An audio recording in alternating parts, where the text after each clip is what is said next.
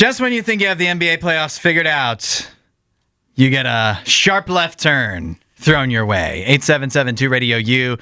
Last night, everybody was writing off the Celtics after Jayson Tatum, their star player, injured his Achilles in Game 4 of the series against the Knicks. They were down 3-1. It's like, all right, well, this is over. Mm-hmm. But the rest of the Celtics said not so fast last night and got a resounding victory over the Knicks to extend the series to a 6-game back in New York. Yep. Coming up tomorrow, I believe. Yeah, I think it's tomorrow. Because tonight is Thunder and Nuggets. Yeah. Do you think the Celtics now actually stand a chance? I don't know if I would say they have I still think the Knicks have certainly the favorable odds to win the series. They just need to win one more game. Mm-hmm. Celtics have to win 2 more. So, what's harder to do? And without their arguably best player. Yeah. Last night, you said we saw a left turn. Last night, the left turn's name was Derek White, 30 points. And he's a guy that can do that for you. Sometimes the three-point shooters just get hot. Yeah, but you're going to need that for 2 games in a row. Mm-hmm. That's hard to replicate. So you're going to need Jaylen Brown and Derek White to combine for something crazy to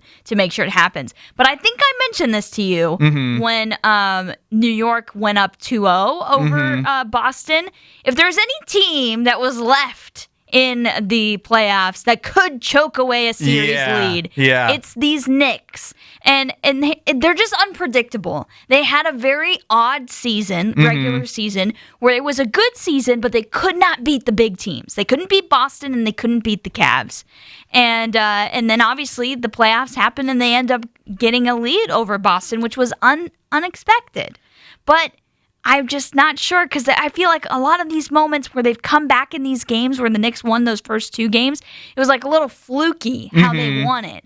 And so, I don't want to write the Celtics off, even with Jayson Tatum out. Yeah. They scored 127 points last night. So it's not like the Knicks are shutting them down, defensively. Yeah.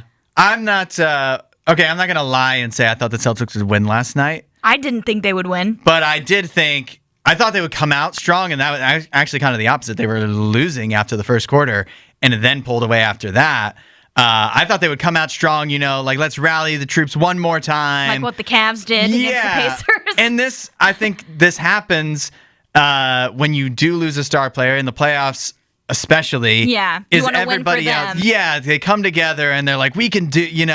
We're more than just Jayson Tatum. We're more than just for the Warriors, Steph Curry. And so you come out that first game without him, and especially at home, you're really charged you have the crowd up behind you.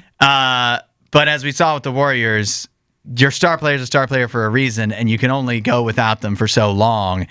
And the longer you're without them, the more the rest of the team starts to wear down, and the flaws become more evident. I think you're right that the Knicks, if any team can blow it, it feels like them. It feels like them. But I think it was kind of, nobody predicted it, but it was kind of predictable. Yeah. But I will say, if the Knicks want to win this series, they need to win it tomorrow night. Yeah. If it goes back to Boston, too much pressure. I think it's over. Yeah. I don't know if Mr. Clutch. I don't know if he can get it done. That would really be, he'd really be kind of making a lot of work for himself, Jalen Brunson. That TD Garden crowd will be nuts if they get to Game 7. Meanwhile, the Warriors are done. The bad news is Steph Curry injured early in the series. We hardly got to see him.